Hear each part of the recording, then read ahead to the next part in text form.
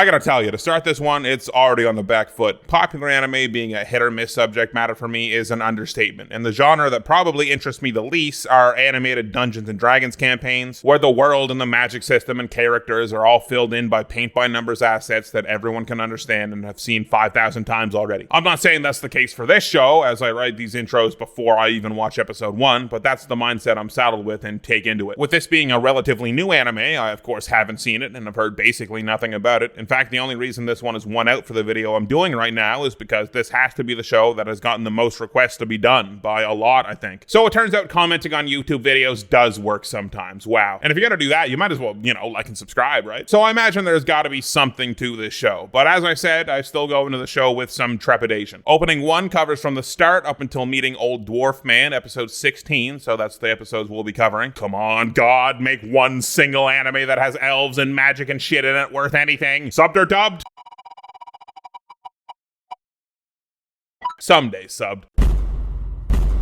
Wow, they did it. Before getting into the show, I thought it was going to be this cliched, humdrum ass adventure story with bland characters, but then the title sort of actually hit me, and the idea of Beyond Journey's End seemed like an interesting one. What does a legendary hero's life look like after slaying the King of Evil? That seemed like a potentially interesting angle to look at, though I was still wary, as anime has taught me that any interesting angle can be poisoned if filtered through enough anime tropes. And while it is about the what does a hero's life look like blah blah blah angle, it's much more about a couple of characters and a litany of complex emotions that come from moving through life and looking back on that life. That's what this show is really about. Despite actually liking this show quite a bit by the end of the first 16 episodes, I gotta tell you, episode 1 did not help in that process. After watching episode 1, I was like, maybe I should do a video on a different show. I felt it looked like it was gonna have all of the trappings of exactly what I was dreading, and on top of that be centered around Frieren, who seemed like a totally impenetrable, blasé, monotone main character, whose entire shtick would be the fact that all of her reactions to things are either muted or confused. In episode 2, I was like, come on, man, you don't even get out of your seat when your elderly friend of 50 years collapses. It seemed like the worst case scenario, but with just how many people had recommended the show to me, I had to think like, okay, there has to be something more to this. This can't just be anime Dungeons and Dragons schlock. And though the people that recommended solo leveling did get it wrong, I trusted you guys that maybe you could get it right this time. And I'm glad I did stick with it, because what I found was a show with a lot of heart. Frieren, the character that is, to be fair to my former self, I still think is a character that it's hard to build a rapport with. She's this 10th level mage that is so above everyone else in the show so far, she sort of feels removed from any level of consequence of anything that happens. Time, in general, is an afterthought for her, as she is so long-lived that dedicating 5 years to decoding a book for a friend seems like barely a commitment to her. She has watched people live their full lives, get old and die, probably over and over in her lifetime, so you can understand why she feels like it's less of a big deal than it is. If you extrapolate that idea over the course of her entire 1,000+ year life, this has had to have happened to her over and over. Make friends, watch them slowly become feeble and gray, bury them, and move on. This process never feels cold from Frieren, not exactly, but she does certainly lack a level of human warmth to the idea that people in your life will be gone forever. The thought of people that she has known for 50 or more years dying doesn't seem to rattle her in the slightest. These traits, along with her attitude and demeanor of usually being one-toned and overpowered for basically any situation, leads to a character that is hard to love from the start. But this lack of human emotion, or maybe not total lack of it, but lack for magnitude of it, is a big part of what this show is about. As the early episodes of this show play out, Frieren retraces the steps of her previous mythical journey to defeat the Demon King with her old adventuring party with her new one. And as she does, she's reminded of moments from those 10 years of her life that she spent alongside of them, and the vibe is that she appreciates those memories more now than she did while she was actually living them. And I imagine she feels that the fact that she is so long-lived doesn't allow her to feel the gravity of events like humans do. The 10 years she spent on that first quest to kill the Demon King was a tiny portion of her lifespan, but to a human, 10 years is a giant amount of time. And for that original party, a life-defining time. But for her, it wasn't that much of a commitment, so I get how the importance of it could be downplayed in her head, and it could be hard to grasp how other people view it. And it feels like that's what this new quest is. As she retraces the steps of her first quest, and is more often than not met with memories of her old friend, she's faced over and over with the idea that those years, in hindsight, did mean a lot to her. Or, in hindsight, she wished she didn't take those years for granted like she did. And now, on this new adventure, though her outward attitude hasn't seemed to change much, through those flashbacks we see so often, there's this undercurrent of the idea that Frieren is holding this adventure more dear, making more of it. This show is a little tougher to write about than the others I've covered in the past because it's framed so differently. At the same time, the people that recommended me the show, I understand why now. So often I praised Avatar and its characters and its world over the fact that the world highlights the characters and the characters highlight the world in this beautiful symbiotic relationship. And I'm a bit embarrassed to admit that it took me 10 plus episodes to figure out that's exactly why this show was recommended to me so many times, because Frieren does the exact same thing. And I was a little offended when I first realized this. What, you guys think I only like the one thing? I am a complex person. I like a load of things. I like 10 things. But at that point, I had already decided the show was executing what it was going for very well, and I had to admit, despite my offense, I was liking it. Frieren's world I wouldn't call very standout. It is really just your basic fantasy world as far as I can tell. There are humans and dwarves and elves and demon kings and vague magics, and what do you know, a large fries is only an extra 90 cents. But this show isn't about being in a magical world, even though it is set in one. This show is about its characters. The world the characters inhabit and its rules are far less important elements. There are episodes of this show that I assume in many other anime would be regarded as filler. Not much happens. A lot of them, maybe even the majority of them, are split into two 10-minute mini episodes that barely have anything to do with each other. Each episode, or half-episode plot, always does have a beat or two for a character that really rings as important or holds some meaningful weight. But even in the sillier ones, or ones that feel less important, I don't think it'd be right to label any of it as filler, because the journey is the point. Even in Frieren's prior journey, it seemed like the journey was always the point, at least from the perspective of her memories now. The defeat of the Demon King is only ever brought up in passing, a sentence here, a thought there, but there are entire 10-minute segments dedicated to a flower that Himmel mentioned once, or Fern being mad at Stark for forgetting her birthday. This show, at its core, is about people and how people affect other people. And while there are demons and magic, sure, that's just a nice little seasoning to what is really the true meat and potatoes of this show. But what good is a show about people without people that strike a chord with you? That's where this show struggled early on with me. This show is strikingly earnest. Characters that are good-natured or pleasant or otherwise supposed to be nice just are. Himmel is constantly shown to be this thoughtful, though a bit arrogant, nearly paragon. A true fairy tale hero. Hyder was supposedly thoroughly corrupt as a priest. Every character calls him corrupt rather than his name usually, but once again his traits are never shown to be negative. He's once more thoughtful, introspective, nostalgic. The characters from Frieren's prior journey, especially in her flashbacks, almost feel like you're seeing them through the lens of Frieren's nostalgia for them, which would make a lot of sense and would actually be kind of cool. But even when she meets them again in present day, those traits are always still present. And I think for those characters, for what role they play in the story, I think them being like that works. Those 10 years, despite Frieren living for a millennium, must have had an impact on her for some reason, and the reason was because she was surrounded by amazing people. And now we get into our actual main cast, starting with Fern. I'm not sure how I feel about Fern. She might be the character I'm most unconvinced on. It would seem to me that Fern would be the last thing you would write into a story that starred Frieren. Frieren is already entirely understated and calm, and with Fern you get a lot more of that. And if the logic is that Frieren basically raised Fern because she did, and a lot of that way of holding herself rubbed off on her, that would make sense, but making sense and having a cool, fun dynamic can be two different things. And it could be that that is indeed the case, as we spend only a few scenes with Fern when she's a child, but even then she seemed to share a lot of similarities in temperament to Frieren. The decision to have two monotone mages whose eyebrows scarcely leave the low-lying valley of unimpressed be the main focus of your story is definitely an interesting one. The thing that probably saved the show for me was actually the promised master-student dynamic of the second episode. I thought, hey, at least there's something to catch my attention. That could be cool, but that dynamic doesn't really actually catch much of a spotlight after the first few episodes. Fern is basically confident enough after episode 5 that any teachings that come her way are an afterthought. Like, oh yeah, what about this? Or at least that's how the show tells it. There are weeks to months that pass over the course of single episodes, let alone the gaps between episodes. So they very well could be training rigorously. It's just the show doesn't see the value in showing it. Which, strange as it may seem, if you're aware of my thoughts on shows usually, I agree with. They don't need to show it. We'll get more into that later. All of this isn't to say that Fern and Frieren are the same character. They're similar, but Fern is a little more high-strung and definitely in more of a rush to get on with things, and probably a bit more mature as well, despite being about 50 times younger than Frieren. Which makes for a dynamic that actually doesn't do a bad job of standing on its own before the rest of the cast gets filled out, surprisingly. Though Stark embodies an anime trope I tend to dislike, that being the guy whose one joke is he screams at how crazy things are and acts scared, and that's supposed to make you cry laughing. He's actually a welcome foil to the two much more stoic ladies of the group. He's a nice bit of levity to the core. He adds another personality that the show can turn to get more than just a dry line read out of. And while I was enjoying the show when it was just Frieren and Fern, I found myself thinking that when he came around, it was a well-timed addition. The show needed it. I think if it was another 5 episodes of Frieren and Fern on their own, it could have become stale at that point. And thankfully, he's not just that one whack joke. He too is used to capture a lot of the real emotion the show does such a good job of portraying. Both he and Fern are nostalgic characters as well. Fern is mostly viewed to see her time with Hyder as the time she looks back on with fondness. There isn't much of a wrinkle there. But with Stark, his nostalgia is tainted a bit with feelings of sorrow and regret. He wishes things in the past went much differently. He has a through line of constantly letting people down and thus letting himself down. His flashbacks usually center on the father figures he's had in his life being disappointed in him and how that bothers him. But it's made clear in his first episode that proving it to yourself is more important than anything. Even though I don't think the character himself has realized that yet, it's what I got out of the story, and I'm sure he'll come to that conclusion too. Both of these characters, it seems, are on the journey of their lives. Zine is a late addition to the cast, at least in the frame of these episodes, but once more, another character who a lot of their character comes from their happy memories. Unlike Fern and Stark, he shares this drive to adventure with Frieren because he feels like he's missed out on something. For Zine, it's just the idea of adventuring and missing out on that time with his friend. Unlike Frieren, who did have the experience and questions why she didn't cherish it as much as she should have. There's a lot of heavy emotion mixed up in these feelings. These aren't feelings that can just be resolved over the course of a 20-minute episode of anime. These are feelings that everyone has to deal with in real life. The feelings of missing out on something you wanted to do with your life and regretting it. The feelings of letting people down who matter to you. The feeling that you were living in the good old days without even realizing it, and now they're in the past forever. And it's good. This show dredges up all of these feelings, but it never gets bogged down in them. But it also never downplays them. These feelings are real to these characters, though they more often than not find a way to frame how they feel in the moment in a positive light. And because of that, this show feels pretty good to watch. It's just like a pleasant show. I don't know how else to phrase it. It's an anime you might put on at a retirement home, and I mean that as a bold-faced compliment. That is not meant as a dig at all. Often during my note-taking process for this show, I found myself mentioning vibes. Literally, my first note on the opening is very slow, so maybe that's the vibe of the show. Episode 2, I mean, the vibe is nice. Episode 2 also, the vibe is winning me over. Episode 3, the vibes are immaculate. I just don't know if that's going to be enough to carry the entire show. Episode 13, once again, the vibes are immaculate. And finally, episode 16, vibe montages are cool, I've chosen. And I must say, as I'm typing this, the vibes were indeed immaculate. This show farms the warm fuzzies, bro. Like, nearly every episode is about the gang rolling into some town and helping some people with some odd job. There's a rare time here and there where it gets more serious, but the vast majority is just insanely capable people doing things that are definitely below their pay grade, just honestly for the sake of it. And the only belly aching that gets done is whenever something looks like it's going to take maybe more than a month. It's never we're too good for this or what's the point. It's just cool, good-natured people helping people and being friends and having a good time, which is a pretty solid recipe for having a show that radiates good vibes. There's an entire 10-minute half episode dedicated to help fixing a guy's cart because a monster busted it, and during that, Frieren and Fern talk about 2 pieces of jewelry they had been given, both unknowingly with a symbol of eternal love on it, and it's just that, them helping this dude and this cart and talking about and looking for this jewelry, and everyone's just kind of hanging around. And you're thinking that can't be enough for a show, but it is. The characters just carry it. That one I just described is one of my favorite episodes in this run, and I'm not really sure why. I wouldn't be surprised if any given episode was anyone's favorite episode of this show because it so often just makes you feel good, or maybe makes you think about your own life and reckon with things. And because of the show's formula of having a positive outlook on nearly everything, it makes you feel good about your life. So thankfully, past note-taking me was proven to be worrying over nothing, as the show clearly doesn't need to be carried on vibes alone, but it is certainly a welcome element of it. Nearly every episode has these fun little montages set to chill music where characters just do the job they're doing and emote, and I don't know what it is. I think it's weird that it happens so often, but fuck man, they broke me down. They beat me into submission. They kind of seem corny at first, but now when everyone comes on, I'm like, fuck yeah, so true. The montages and the little blurb they put next to when most stories start about what year it is do a really good job of capturing the passage of time and thus our adventurers' level of familiarity with each other. With that though, and the time scale this show takes place over, episode 1 has an enormous time jump where this dude ends up looking like this, and the following 2 or 3 episodes jump another 10 plus years forward, and the rest of them cover the span of about 4 years. Our characters can sometimes feel a little too unfamiliar. I noticed it when Fern and Frieren finally set off, and then again when Stark joined. Sometimes odd questions come up, like, hey Frieren, why do you like collecting random spells? That question is asked after Frieren had already been training her for 10 years or so. Never came up before. Oh, Frieren, you had a master? Huh, I never thought of that. Very simple, very easy conversation topics that should have been covered early on in relationships happen out of nowhere, between characters that have known each other for years, and it can kind of take me out of it sometimes. I know you two are both pretty stiff, but surely somewhere along the line this stuff would have come up, right? I know it's for the benefit of the viewer to hear this info, but I feel like it can feel kind of clunky. The timeline is vast, though across it our characters don't seem to change or mature much, and I guess it would feel pretty lame to have our characters do all the fun stuff characters do off-screen, like change and grow and evolve. So the show shows us the big highlights. That's what these episodes are. But our cast can still feel more distant than they should be, despite traveling together for huge amounts of time, just because the audience haven't seen them together for all of that time. It's a weird issue, but it's also not that enormous of an issue either, and I just thought I'd bring it up. Let's talk about the opening briefly, since I don't really have a lot to say about it. As the series goes on, you guys will likely figure out my taste in music, which is a funny thought. I don't care much for the song, but I gotta give the songwriter credit, knocked it out of the park with the lyrics, pretty on the nose with those. As it so often goes, the opening does get better with the context of the episode, so I did end up liking it more as we went on. And I do think it matches the show pretty well. I think it does a fine job, just not one of my favorites. In a few shots, there may be an idea of Frieren feeling separated or boxed in, away from the deeper feelings she feels her shorter-lived friends can experience. I like that idea, capturing it visually. Otherwise, I feel it's pretty standard fare. The only other shot that catches my eye is this one near the end, where there's an interesting edit which shows Frieren's old gang out in front of her and her new party behind her as she comes into frame between them, showing they're walking down the same road. With her old friends, Frieren was following behind, maybe not thinking it was as big of a deal as it is. But with her new friends on the right, she's in the lead, showing that she's still walking her old friend's path, following them in a way, but also leading her new friends, maybe cherishing these moments more. She's more present. I should bring up, this show isn't all just good-natured adventuring. There does seem to be a greater plot in the background. Demons are still around, despite the killing of the Demon King, and Frieren fucking hates them, which is the one edge to her character. And it was kind of cool how the show fooled me at first. I was like, damn, is Frieren really just a demon racist right off the bat? Because they show the demons to be pretty normal, agreeable people that could just be from a different race, like elves or dwarves, right? But the show drops that veil pretty quickly, and it's shown that demons are in fact just monstrous killing machines, and now I think I'm also demon racist. Screw these spade-tailed pricks. And there's some backstory about how demons killed all of Frieren's village, and that's why she hates them so much, and I get it, but still, her voice barely ever comes above the drone of speaking to a customer service agent when they're reading off the script, like, oh, I'm very sorry to hear that you're having difficulties. I'm gonna do my very best to help you with that today. And you just groan in your head like, okay, can we just drop the flowery pretense and solve my problem in half the time, please? Her voice never goes above that register, and it makes me kind of want it to. Frieren isn't emotionless by any stretch, but the 2 times we ever see her cry, it's almost like a jump scare. It comes out of nowhere, and then the scene cuts, so we don't really get to spend any time with her in that emotional state. It's really quite strange. And then the only time I think we ever see Frieren with a big grin on her face, a big open-mouthed smile, is when the topic is massacring demons. It's clear Frieren is more than she lets on, which is of course a running theme with her, and I'm sure it extends to more than just suppressing her magic. But where I'm at in the show right now, she's still a bit of an enigma to me. The stoicism is a bit much at times, though I know she does have a bit of range. It's just something that this show does. Fern and Frieren both are like this, but so are the demons. Frieren shares the exact temperament of demons. They're soft-spoken, matter-of-fact, and blunt. The only difference is that they can sweet-talk you. During the one big battle episode of this chunk of episodes, when Fern was fighting the demon guy, they were both equally emotionless. Even after the demon put a hole through her shoulder, she barely reacted. That's gotta be something there. A show so obsessed with feelings and expressing the feelings that are harder to express, reckoning with the harder thoughts you naturally come to as you get older, and the 2 most important characters being so stone-faced in the process of it all. There's gotta be some point to make there, some point my brain just hasn't come up with yet. Hopefully when I do another video on this, I'll have something. It does result in the sickest line read in the whole show, so I can't be too mad. Aura,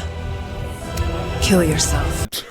What the fuck? And you'd expect with my tenure as Professor Stick-Up-His-Ass about magic that I would be completely pissed about how little this show seems to care about explaining its magic, going into detail about why things are the way they are, explaining the limits of mana and what have you, but no, you're wrong. I'm that way with Avatar and other battle anime or whatever you want to call it, because the magic system is so integral to the way the show plays out. The internal logic of the magic is front and center nearly every episode, so it demands to have a magnifying glass put up to it and be scrutinized. But with a show like this, where the grander parts of magic and fighting are more background elements, I don't care much. The story doesn't hinge on the cast being powerful or knowing the magic or fighting system inside and out. More often than not, the show could be set in a world without magic and not much would change. So there just being a vague mana that can be used and it's drained at a convenient rate for whatever needs to happen in the story doesn't bother me at all. In fact, when fight scenes happened, I was surprised. I wasn't expecting the show to have fight scenes at all. And the fact that they're so well animated is just a cherry on top. I think what this show does well with its characters and emotions emotion is its real strong suit, though. And I hope it doesn't devolve into constant battles and laser shooting. I think that would be a serious downgrade for a show like this. Also, before we close out, as it has become standard in these videos somehow, baseless speculation / theory time. So the show has done such a good job of making demons seem totally monstrous and irredeemable that I imagine somewhere down the line there will be a storyline where that is actually brought into question. If they're actually capable of having some good nature to them or something. And because of how deeply fucked up the show has made them seem, we are now on Frieren's side of kill them all. So it'll be interesting to see if either her or the audience could be swayed. Also, I bet Fern is a reincarnation of Flamma or something stupid like that. She does the power suppression thing naturally. Come on, that's gotta mean something. This show really surprised me. It may have done even more than that though. A lot of my interactions with anime have been with battle shonen that repeat the same tired shit over and over with the same tired character archetypes for a new generation each time. And I realize now that when I started this series way back with Full Metal Alchemist Brotherhood Part 1, my first statement in that video is pretty reductive. I said, I don't like anime, and I don't like that statement anymore. There's a lot of different kinds of anime out there, I'm sure, and this show has shown me that anime as a medium can achieve a lot more than what my narrow-minded view of it was. Can I say I like anime now as a whole? No, absolutely not. From what I've seen, anime as a whole is mostly a giant trash fire, but that qualifier is important. From what I've seen, that's what anime is. And I haven't seen a whole lot. What I can say is that Frieren Beyond Journey's End has a lot to say, and though I don't think it's gotten to the point of saying most of it yet, what it has said has been really fun, heartwarming, sad, and human. I can't say I like anime, but I like this anime. Patreon shoutouts, if you want to see a brand new video from me, you can support me on Patreon for just a few bucks. Link, as always, is in the description below the video. Biggest shoutouts of all go to my top patrons, and I fucked it up last video, so they all get 2 this time. A flock of Plancakes, who stopped a roller coaster from derailing off a turn by using their trusty grappling hook. A flock of Plancakes, who has deadly invisible lasers firing from their eyes. Each time they get a concussion, it changes to a new animal it will actually affect. Currently, it's on a rat, so not too many people care. A2AX Phoenix, who is actually a 2D being, but they're so quick they always make sure to be seen at just the right angle. A2AX Phoenix, who has a note signed from the first 70 presidents of the United States. Professionals say all the ones from the past are not forged somehow. Anthony Collins, who can survive in the vacuum of space as long as you believe he can. It's up to you. Anthony Collins, who won the NBA dunk competition with one of those hooks you hang from the back of your bedroom door. Insomnite, who sneezes break the sound barrier. It's actually a real pain. Can't sneeze inside or there goes the windows. Insomnite, who draws power from a mysterious realm called the Slam Zone. Midnight Balsams, who hit a beer pong shot from the next county over. It was worth an enormous 3 cups. Midnight Balsams, who was 1/10 of a werewolf, which means on new moons they just become kind of agitated and hairy and hunched over a little bit. Do your best to not be bitten by a werewolf skeleton at a museum. Midnight Balsams, who snapped their spine in 2 places but still somehow found the strength to muscle those ducklings they found on the road across the pond to their family. Tater of Tots, who I saw violently glitch out of reality one day and then just show up like nothing happened the next. I still don't feel right about that. Tater of Tots, who held a stick of dynamite between their teeth as it exploded. The only visible damage was their ears bleeding from the sound. That one Turian, who blinks twice as fast as your average person. It's hard to catch, but doctors say it's actually very impressive. And that one Turian, who found a way to make a snowman outside in June. They only had to sell the souls of the next entire generation of their family to do it. It's pretty cool to have in your yard in summer, though, so. And of course, my other fuck you money patrons, Blanco, Kevin Bartlett, Liquor Cause I Know Her, Potato Stream, Saint Expedite, Sam Udatong, The 4 Meaning of Life, The 1am Party, and Whitrow. And my god overanalyzers, 2 Boots Are Beat, Ang, Andrew Watford, Onzero Ease, Blade Dancer, Boniverse, Carlo Wren, Chase Wing, Cosmic Newbie, Danny Stevens, Dr. Xerox, Dominic Saint, Emma Not Emma, Aaron Grace, Fire Lizard 44, Jackson, Jeremy Rubenstein, John Warhammer, Mac, Matthew Lang, Michael Fallon, Mitchell Gobrecht, Nick, Nicholas Abbott, Peter Bandera, Peter Bayron, Philip Jindra, Pogger White, Rocket Mist, Ryan Maxwell, Scoobert, Shane Antonacci, Silk Toe, Smarty Marty, Princess Useless Backwards, Super Snipper, That Blind Ginger, Totoro Bobro's Musical Emporium, and some sort of bear face.